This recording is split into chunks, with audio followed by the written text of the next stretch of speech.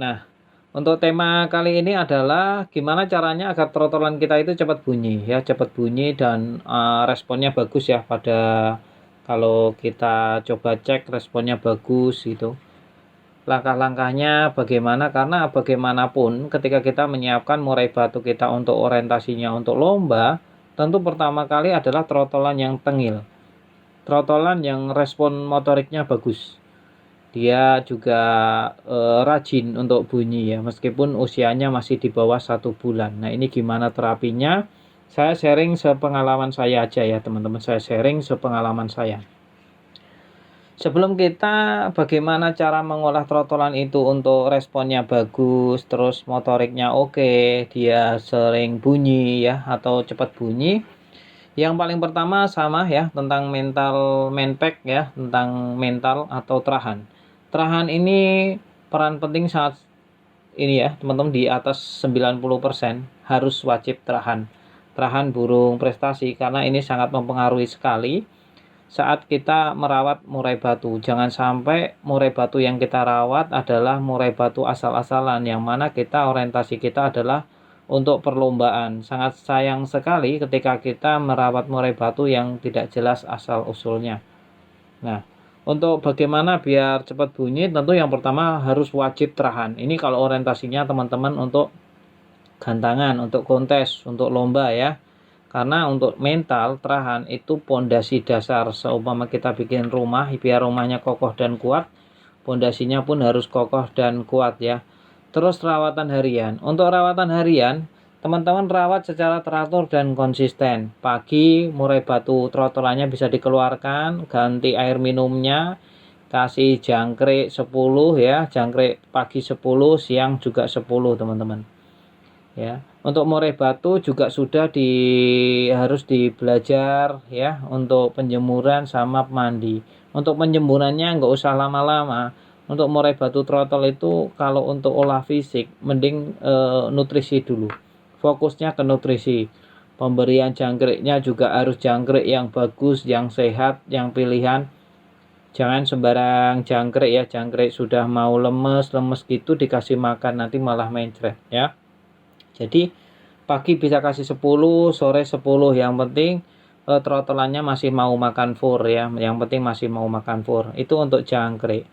Lalu untuk pemberian kroto yang seger-seger tentunya, teman-teman bisa memberikan 2 hari sekali. Untuk kroto 2 hari sekali. Kalau untuk cacing seminggu sekali saja ya, untuk trotolannya kita fokus di ini tuh teman-teman ya. Kita fokus di pertumbuhan dulu, karena masih trotol kita fokus di pertumbuhan dulu ya. Jangan lupa juga untuk ulet Hongkong kasih aja, kasih tapi jangan banyak-banyak ya, bisa dikasih dua ekor aja ya. 2 hari sekali 2 ekor nggak apa-apa ya, nggak apa-apa. Nah, itu bisa kita kasihan ke trotolan kita, yang penting kalau mix makin bagus. Kalau krotonya tiap hari apakah boleh? Wah, makin bagus malah kalau teman-teman mau ya, makin bagus. Kroto cuma kan kroto mahal, jadi saya standarin di 2 hari sekali saja sudah lebih dari cukup sebenarnya untuk trotolan kita agar postur tubuhnya bagus. Yang penting tadi jangkriknya dikasih nutrisi, kasih vitamin yang bagus juga.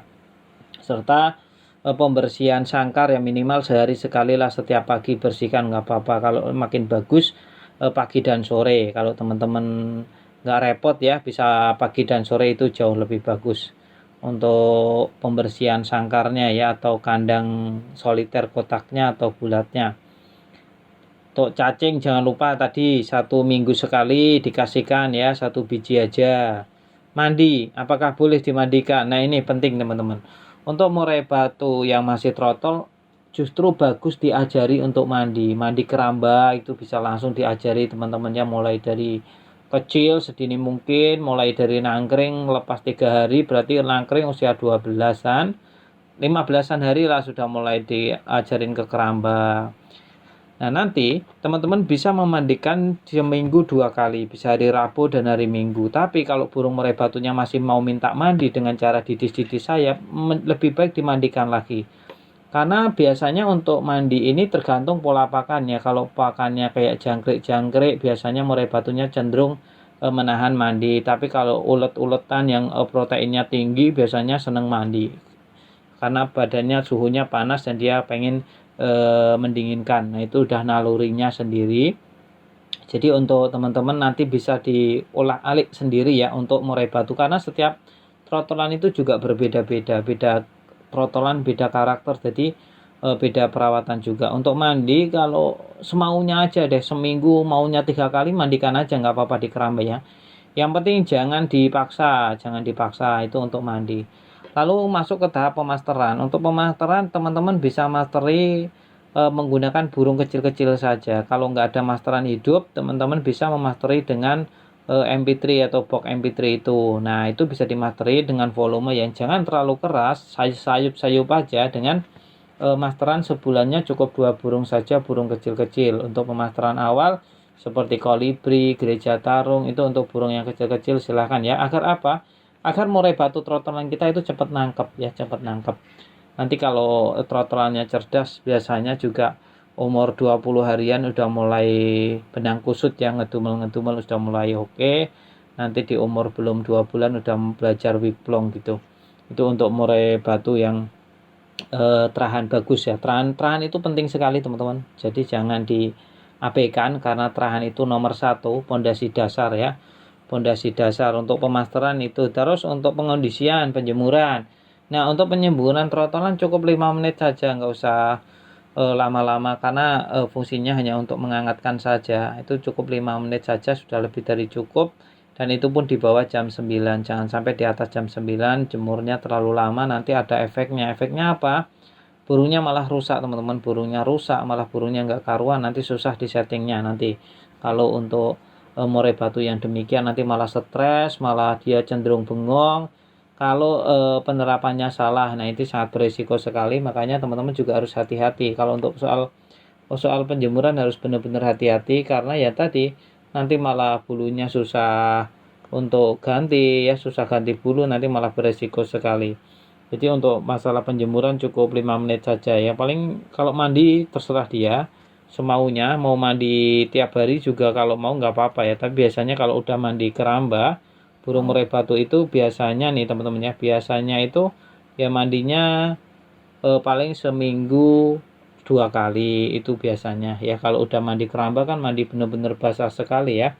Kalau udah mandi basah biasanya dia sudah lebih dari cukup untuk masalah mendinginkan badan atau suhu badannya. Yang paling penting perawatan harian harus konsisten ya teman-teman. Kalau untuk throttle nggak usah diembunkan dulu ya, nggak usah diembunkan. Nanti seharusnya murai batu teman-teman kalau konsisten perawatannya seperti itu, biasanya umur sebulanan juga udah bunyi ya.